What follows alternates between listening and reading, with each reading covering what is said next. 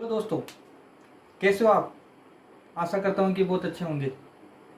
दोस्तों, पहले तो मेरी तरफ से आपको गुड मॉर्निंग। दोस्तों, आज हम जो अपन ने कल जोधपुर ज़िले का पार्ट 1 पढ़ा था, तो आज मैं जोधपुर ज़िले का पार्ट 2 आपको पढ़ाऊँगा। आपको उसमें कुछ समझ में आया हो तो आप कमेंट करके आज बताना मेरे को कि सर आप में उसमें क्या समझ में नहीं आया मेरे को। ठीक है दोस्तों। अब दोस्तों, बात ये होती है कि मैं क्या करता हूँ, आपको जो जिले दर्शन होते हैं जैसे अजमेर ज़िला, जोधपुर ज़िला, इसके आधे आधे घंटे की वीडियो देता हूँ। मैं चाहता हूँ तो 1 घंटे का वीडियो भी बना सकता हूँ, लेकिन ज़्यादा लंबा वीडियो होगा तो आपके लिए बोरिंग होगा।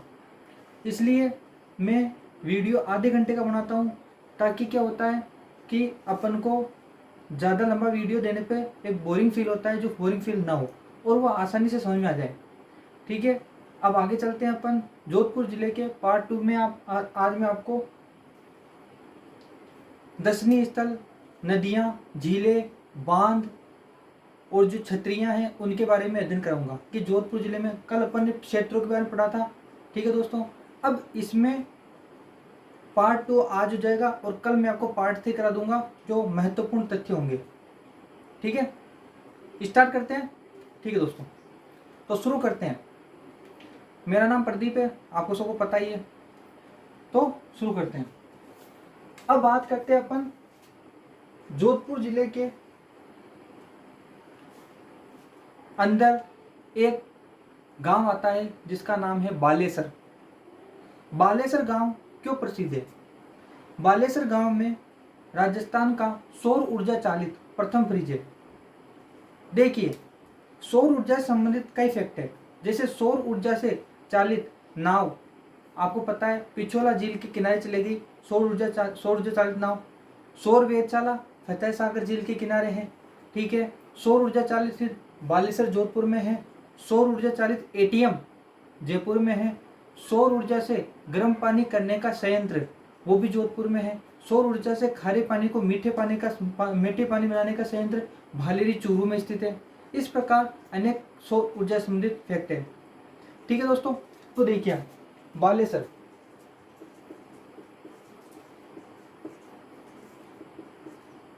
बालेसर सौर ऊर्जा चालित फ्रिज, राजस्थान में सौर ऊर्जा चालित फ्रिज कहाँ स्थित है? सौर ऊर्जा चालित फ्रिज कहाँ पे? बालेसर, जोधपुर। अगले पॉइंट की ओर चलते हैं। तो जोधपुर जिले में जो लवणीय झीलें होती हैं उन्हें डोंड कहा जाता है। ये प्रश्न आपसे कंपटीशन एग्जाम, मतलब जो भी प्रतियोगी परीक्षा होगी उसमें पूछा जा सकता है कि जोधपुर जिले में स्थित लवणीय झीलों को क्या कहा जाता है? तो डोंड कहा जाता है।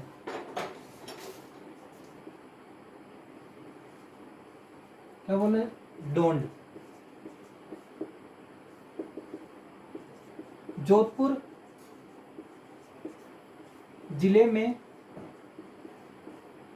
जो लवणीय झीलें हैं, लवणीय झीलें, उन्हें क्या कहा जाता है? डोंड। ठीक है दोस्तों, आगे चलते हैं। अब जो जोधपुर जिला है, जोधपुर जिले को राजस्थान का जब एकीकरण हुआ था, उसमें जो एकीकरण का चतुर्थ चरण था, वृहद राजस्थान, जो कब हुआ था? 30 मार्च 1949 को। वृहद राजस्थान में जोधपुर जिले को राजस्थान के एकीकरण में शामिल कर लिया गया। ठीक है, जो जोधपुर जिला है वहां के शासक थे एकीकरण के समय हनुवंत सिंह। हनुवंत सिंह मोहम्मद अली जिन्ना के कहने पर पाकिस्तान में शामिल होना चाहते थे, लेकिन सरदार वल्लभ भाई पटेल के दबाव में आकर इन्होंने भारत में मिलने का निश्चित किया, नहीं तो ये जोधपुर जिला अपन को भी पाकिस्तान में देखने को मिलता। ठीक है, तो नोट कीजिए आप कि वृहद राजस्थान, वृहद राजस्थान चतुर्थ चरण। ठीक है, जो राजस्थान का एकीकरण हुआ वो कुल 7 चरणों में हुआ। ठीक है, 7 चरण कौन कौन से थे? जिसमें अपन का मत्स्य, मत्स्य संघ, उसके बाद आधुनिक राजस्थान, संयुक्त राजस्थान, बृहद राजस्थान, संयुक्त वृहद राजस्थान। ठीक है, इस प्रकार 7 चरण थे जिसमें राजस्थान का एकीकरण संपन्न हुआ। ठीक है, चतुर्थ चरण में जोधपुर जिला शामिल।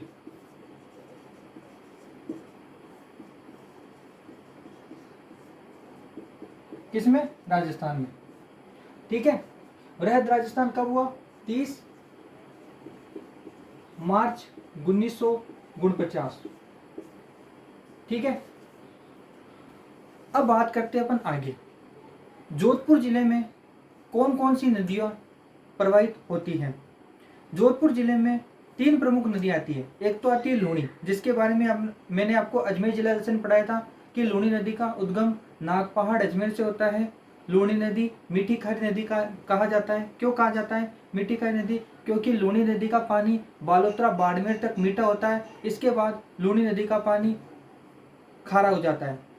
ठीक है, लूणी नदी की 2 सहायक नदियां जोधपुर जिले की प्रमुख नदियां हैं, मीठड़ी और जोजड़ी। अब नोट कीजिए, नदियों में बात करते हैं तो लूणी नदी की मीठड़ी और जोजड़ी, मीठड़ी और जोजड़ी। ठीक है, नदियों की बात करें कि जोधपुर जिले में कौन कौन सी नदियां हैं, तो मीठड़ी, जोजड़ी और लूणी। मीठड़ी जोजड़ी लूणी की सहायक नदियों में आती है। ठीक है, अब आगे की बात करते हैं अपन। झीलें, जोधपुर जिले में कौन कौन सी झीलें हैं? जैसे कि फलोदी झील, यह खारे पानी की झील है। फिर आती है कायलाना झील, फिर आती है बालसमंद झील। ठीक है, तो अपन झीलों की बात करें, जोधपुर जिले में कौन कौन सी झीलें आती हैं? झीलें, जोधपुर जिले में जो झीलें आती है वह आती है सबसे पहले फलोदी झील। फलोदी झील, फलोदी झील के बारे में क्या है कि यह खारे पानी की झील है। खारे पानी की झील। ठीक है, दूसरी जो झील आती है, यह पहले नंबर की झील हो गई। दूसरे नंबर की जो झील आती है वह आती है कायलाना झील। कायलाना झील के बारे में क्या महत्वपूर्ण पॉइंट है वो अपन समझते हैं। कायलाना झील जोधपुर जिले की सबसे बड़ी झील है। कायलाना झील राजस्थान की एकमात्र ऐसी झील है, देखिए नोट कीजिए, कायलाना झील राजस्थान की एकमात्र ऐसी झील है जिसमें इंदिरा गांधी नहर परियोजना का पानी राजीव गांधी लिफ्ट कैनाल के द्वारा डाला जाता है। यह एक महत्वपूर्ण फैक्ट आता है कायलाना झील जोधपुर के बारे में। कायलाना झील के बारे में क्या महत्वपूर्ण पॉइंट है कि इंदिरा गांधी नहर परियोजना का पानी राजीव गांधी लिफ्ट कैनाल के द्वारा कायलाना झील में आता है या डाला जाता है। इसे प्रताप सागर झील भी कहा जाता है। क्यों? क्योंकि इसका जो आधुनिक निर्माण कराया वो सर प्रताप सिंह ने करवाया। तो कायलाना झील के बारे में क्या क्या आता है अपन यहाँ लिखते हैं। कायलाना झील, कायलाना झील, कायलाना झील के बारे में क्या है कि यह जोधपुर जिले की सबसे बड़ी झील है। जोधपुर जिले की सबसे बड़ी झील, सबसे बड़ी झील। दूसरा क्या आता है इसके बारे में, कायलाना झील के बारे में कि इंदिरा गांधी नहर परियोजना का पानी आता है किसके द्वारा? राजीव गांधी लिफ्ट कैनाल के द्वारा। इंदिरा गांधी नहर परियोजना का पानी किसके द्वारा आता है? राजीव गांधी लिफ्ट कैनाल के द्वारा। ठीक है, झीलों में दूसरी झील आई कायलाना झील। अब तीसरी झील की बात करते हैं अपन। तो तीसरी झील कौन सी आती है दोस्तों? इसमें तीसरी झील आती है अपने पास बालसमंद झील। बालसमंद झील,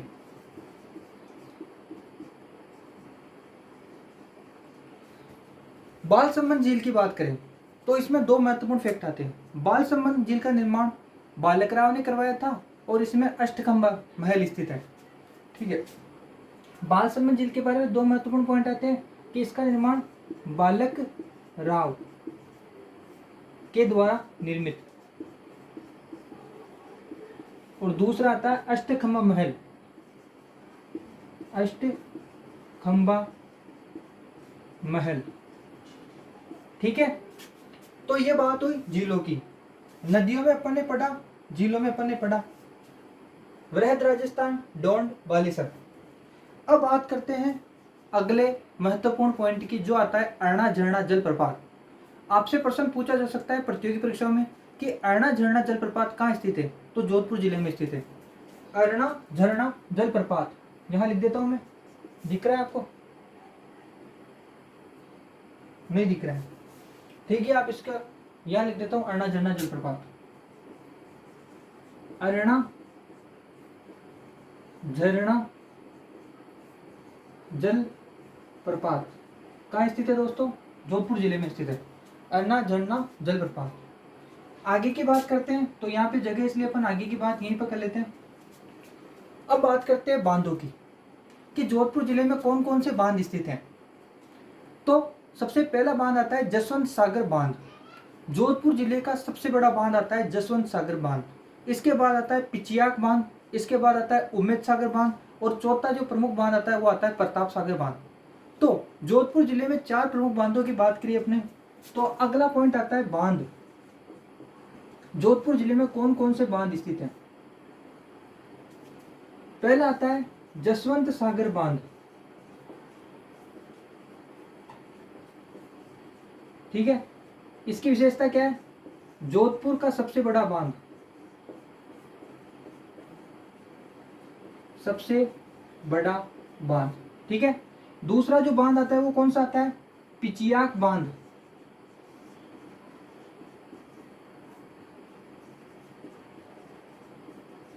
पिचियाक बांध के बारे में प्रश्न पूछा जा चुका है पहले कंपटीशन एग्जाम में, कि पिचियाक बांध कौन से जिले में स्थित है? जोधपुर जिले में स्थित है। तीसरा जो बांध आता है वो आता है प्रताप सागर बांध।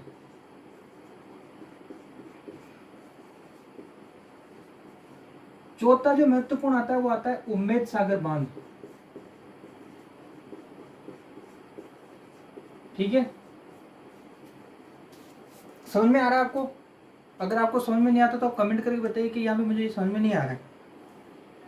अब आगे की बात करते हैं अपन, तो आप स्क्रीनशॉट ले लीजिए, फिर मैं आगे बढ़ाता हूँ आपको। मैं दिखेगा नहीं आपको, स्क्रीनशॉट ले लिया होगा आपने। अब आगे की बात करें तो जोधपुर जिले में वन से संबंधित क्या क्या चीजें आती है? वनों से संबंधित जोधपुर जिले में कौन कौन सी चीजें आती है, उनके बारे में अपन अध्ययन करेंगे। जोधपुर जिले में वनों से संबंधित सबसे महत्वपूर्ण चीज आती है मृगवन।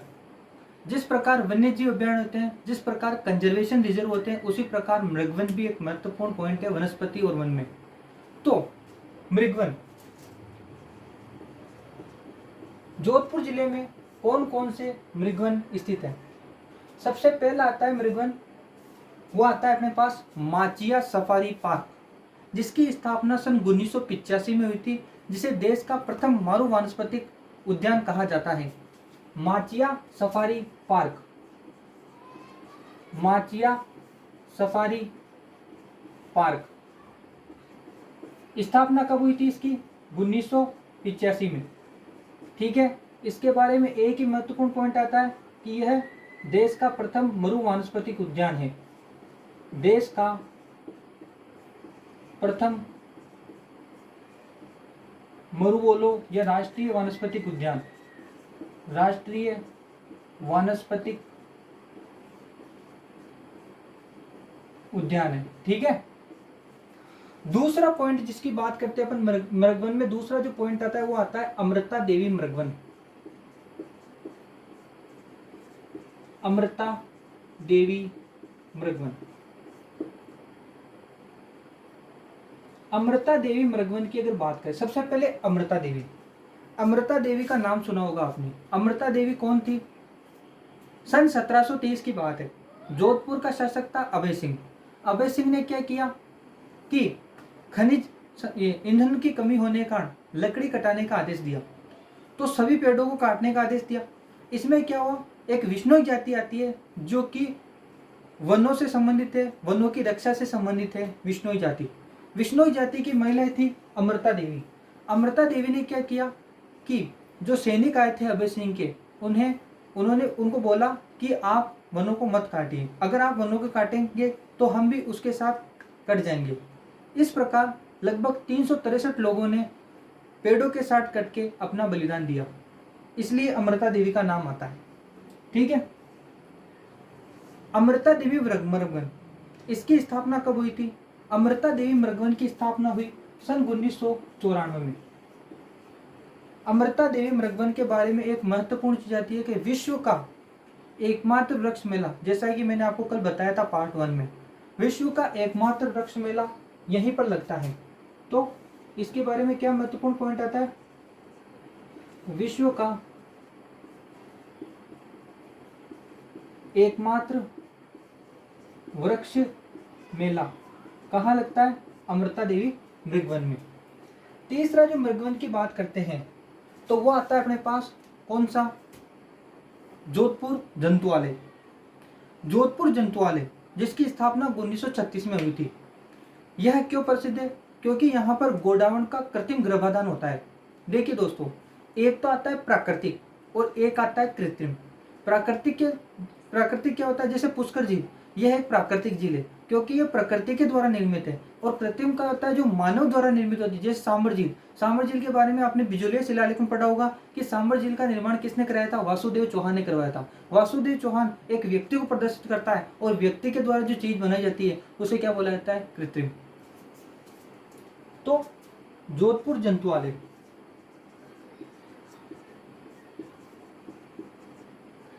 जोधपुर जंतुआलय, जोधपुर जंतुआलय की बात करें तो इसकी स्थापना सन 1936 में हुई थी। यह क्यों प्रसिद्ध है? तो गोडावण के कृत्रिम गर्भाधान के लिए प्रसिद्ध है।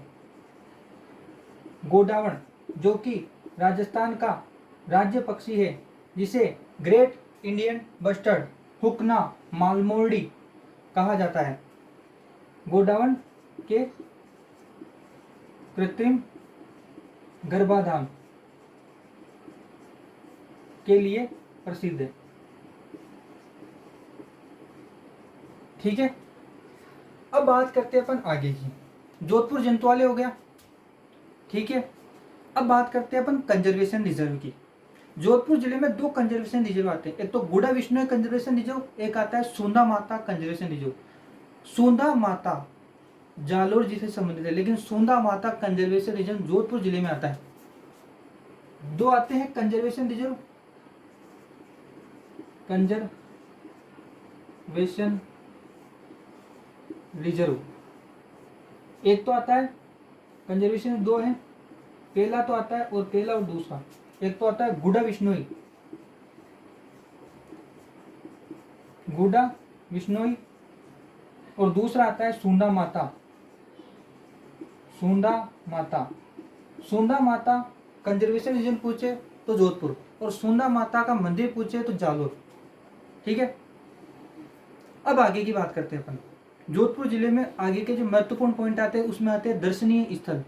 जोधपुर जिले में कौन कौन से दर्शनीय स्थल है? जैसे मेहरानगढ़ दुर्ग, जसवंत थड़ा, श्रृंगार चौकी, उम्मेद महल जिसे छितर पैलेस कहा जाता है, रायका बाग पैलेस। ठीक है, उनकी अपन बात करते हैं। आपको दिख रहा है या फिर चलो एक बार आप स्क्रीनशॉट ले लीजिए, फिर आगे बढ़ाता हूँ मैं। यहाँ भी नहीं दिख रहा होगा आपको। ठीक है, स्क्रीनशॉट लीजिए आप। ले लिया, आगे चलते हैं अपन। अब बात करते हैं अपन जोधपुर जिले के प्रमुख दर्शनीय स्थलों की।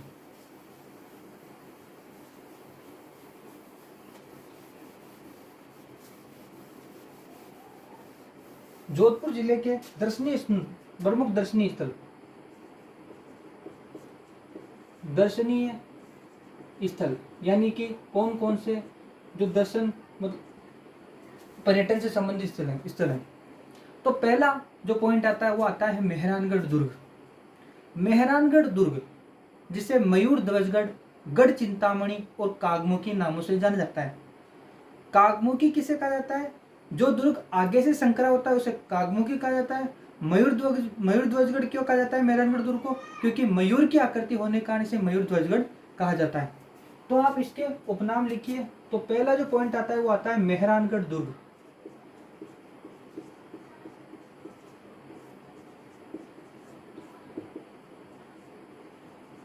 देखो, वैसे तो मैं आपको किलो दुर्गों में स्थापत्य कला में पढ़ाऊंगा, लेकिन थोड़ा सा इंट्रोडक्ट करने के लिए कि मेहरानगढ़ दुर्ग, फिर अपन को आगे मजा आएगा पढ़ने में। जो भी अपन दुर्ग किले पढ़ेंगे तो आगे बहुत अपन को इंटरेस्टिंग लगेगा। अपन को थोड़ी जानकारी यहाँ पर होनी चाहिए। तो इसे क्या कहा जाता है? कागमुखी, गढ़ चिंतामणि और मयूर ध्वजगढ़। ठीक है। मेहरानगढ़ दुर्ग का निर्माण किसने कराया था? तो कराया था 1459 में राव जोधा ने। ठीक है। अब मैं आपको थोड़ा सा इंट्रोडक्शन देता हूँ इसके बारे में। लिखने का काम अपन बाद में करेंगे किले और स्थापत्य में। तो जो मैं चीज़ें बोल रहा हूँ वो आपको ध्यान से सुननी है। क्या क्या मैं इस दुर्ग के बारे में बताता हूँ आपको। अपना आराम से वीडियो को 2-3 बार देखना। मैं जो इसके बारे में बता दुर्ग के बारे में एक ही चीज़ आप ध्यान रखना। ठीक है। मेहरानगढ़ दुर्ग की बात करते हैं तो राजस्थान का एक ऐसा दुर्ग है जिसे ऊपर से देखने पर भारत की आकृति जैसा दिखता है। ठीक है। मेहरानगढ़ दुर्ग के बारे में रुडियार्ड किपलिंग, एक प्रसिद्ध इतिहासकार कवि रुडियार्ड किपलिंग ने जो जंगल बुक जो आते हैं उनकी रचना की थी रुडियार्ड किपलिंग ने। उन्होंने मेहरानगढ़ दुर्ग के बारे में बताया कि इस दुर्ग का निर्माण शायद फरिश्तों परियों ने करवाया। देखिए दोस्तों, नोट करने वाली चीज, रुडियार्ड किपलिंग ने राजस्थान के 2 किलों के बारे में मत दिए। पहला मत दिया मेहरानगढ़ दुर्ग के बारे में और दूसरा मत दिया तारागढ़ दुर्ग बूंदी के बारे में।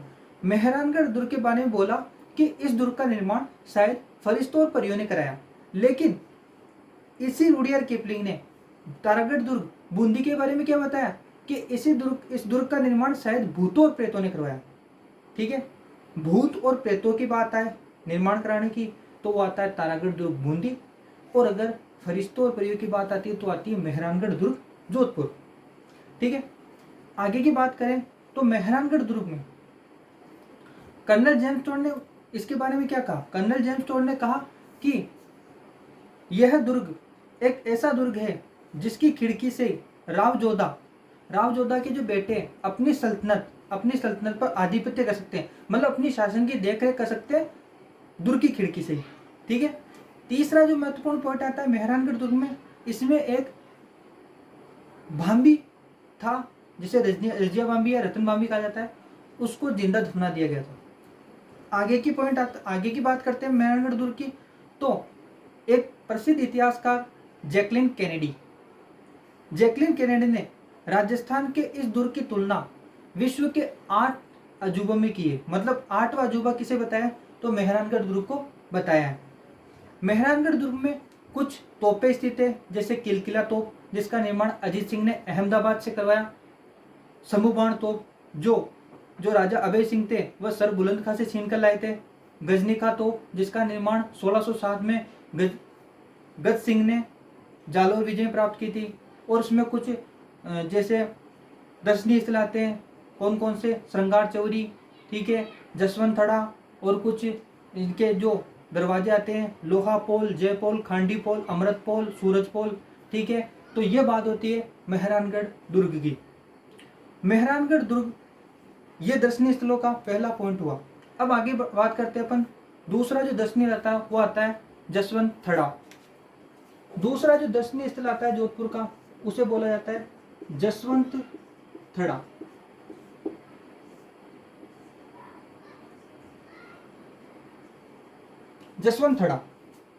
जसवंत थड़ा मेहरानगढ़ दुर्ग के तलहटी में स्थित है। जसवंत थड़ा जिसे राजस्थान का ताजमहल कहा जाता है, राजस्थान का ताजमहल जसवंत थड़ा को कहा जाता है, जिसका निर्माण सरदार सिंह ने अपने पिता जसवंत सिंह द्वितीय की स्मृति में कराया था। इसे क्या कहा जाता है? राजस्थान का ताजमहल। राजस्थान का ताजमहल किसे कहा जाता है? जसवंत थड़ा को। वो अपन आगे पढ़ेंगे। निर्माण किसने कराया था? सरदार सिंह ने कराया था अपने पिता जसवंत सिंह द्वितीय की स्मृति में। अगला जो दर्शनीय आता है स्थल आता है वो आता है श्रृंगार चौकी, श्रृंगार चौकी। देखो दोस्तों, एक तो आता है श्रृंगार चौकी। राजस्थान का जब अपन राजस्थान को पढ़ते हैं तो उसमें दो चीजें महत्वपूर्ण आती है, एक तो आती है श्रृंगार चौकी और एक आती है श्रृंगार चौरी। श्रृंगार चौकी का निर्माण में मारवाड़ शासक तख्त सिंह ने करवाया था। राज तिलक, जो राठौड़ वंश के शासक थे, उनका राज तिलक करने के लिए इस श्रृंगार चौकी का निर्माण कराया। श्रृंगार चौरी, चौरी कहाँ बनती है? शादियों में, ठीक है। तो श्रृंगार चौरी का निर्माण वेलका ने किया था। किसके लिए? कुंभा की पुत्री रमाबाई की यह चौरी है, जिसलिए इसे श्रृंगार चौरी कहा जाता है। तो श्रृंगार चौकी, और अब मैं यहाँ पे लिख देता हूँ श्रृंगार चौरी, ठीक है। श्रृंगार चौकी और श्रृंगार चौरी, ठीक है। श्रृंगार चौकी तो कहाँ स्थित है? जोधपुर में। और श्रृंगार चौरी कहाँ स्थित है? कुंभलगढ़ में। कुंभलगढ़, दुर्ग, राजसमंद, ठीक है। श्रृंगार चौकी, श्रृंगार चौरी। श्रृंगार चौकी का निर्माण किसने कराया? तो तख्त सिंह ने। निर्माण किसने कराया? तख्त सिंह ने, ठीक है। दिख रहा है आपको? हाँ। श्रृंगार चौरी का निर्माण किसने कराया? तो वेलका ने। वेलका, ठीक है। यहां पर क्या होता था? राठौड़ शासकों का राज्याभिषेक होता था।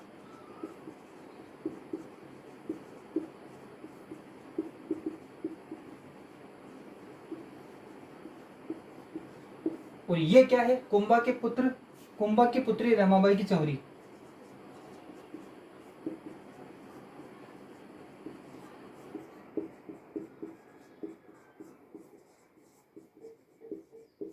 ठीक है दोस्तों, इसमें आपको अंतर स्पष्ट हुआ? ऐसा पढ़ा जाता है। देखो, पढ़ने का तरीका अलग होता है। अगर अपन रिलेटेड करके किन चीजों को पढ़ते हैं तो हमें जल्दी याद हो जाती है। लिंक करके चीजों को पढ़ना चाहिए। जैसे मैंने बताया श्रृंगार चौकी और श्रृंगार चौरी, तो अपन दोनों ने इस चीजों को मैंने आपको यहीं पे बता दिया, ठीक है। आप स्क्रीनशॉट लीजिए, या फिर यहाँ पे मैं थोड़ी जगह तो और पढ़ा देता हूँ आपको। आगे की बात करते हैं। तो आगे आता है अपने पास उम्मेद महल, जिसे छीतर पैलेस कहा जाता है। उम्मेद महल, छीतर पैलेस का निर्माण महाराजा उम्मेद सिंह ने जनता, बेरोजगार जो जनता थी उसको अकाल पड़ा था, अकाल से राहत दिलाने के लिए, रोजगार दिलाने के लिए उम्मेद सिंह ने इस महल का निर्माण कराया। उम्मेद महल, जिसमें घड़ियों का संग्रहालय स्थित है। घड़ियों का संग्रहालय कहाँ स्थित है? उम्मेद महल में स्थित है, ठीक है। तो उम्मेद महल दिख रहा है आपको? उम्मेद महल, जिसे क्या कहा जाता है? छीतर पैलेस। उम्मेद महल, छीतर पैलेस निर्माण किसने कराया? महाराजा उम्मेद सिंह ने। तो निर्माण के बारे में पता है, उम्मेद सिंह ने निर्माण कराया। यहां पर क्या स्थित है? घड़ियों का संग्रहालय स्थित है। घड़ियां जो अपन हाथ में पहनते हैं, घड़ियों का संग्रहालय कहाँ स्थित है? उम्मेद महल में स्थित है। तीसरा जो पॉइंट आता है, अकाल राहत कार्य के दौरान कराया, रोजगार दिलाने के लिए जनता को। अकाल राहत के लिए, ठीक है। तो आज थोड़ा और पढ़ा दूं मैं, आधा घंटा तो वैसे हो चुका है, चलो जगह भी नहीं है, ठीक है दोस्तों। तो आज के लिए इतना ही। आपको वीडियो अच्छा लगा तो लाइक कीजिए, अपने दोस्तों को शेयर कीजिए, सब्सक्राइब करना ना भूलें, ताकि मेरी पल पल की वीडियो आपको मिलती रहे, ठीक है दोस्तों। नमस्कार, जय हिंद, जय भारत। मिलते हैं नेक्स्ट वीडियो में जोधपुर जिले के पार्ट 3 में। जो मेरे जो यहाँ पे मैंने जो छोड़ा है पार्ट 1 और पार्ट 2 में, पार्ट 3 में आपको पूरा कंप्लीट करा दूंगा मैं जोधपुर, ठीक है दोस्तों। बाय।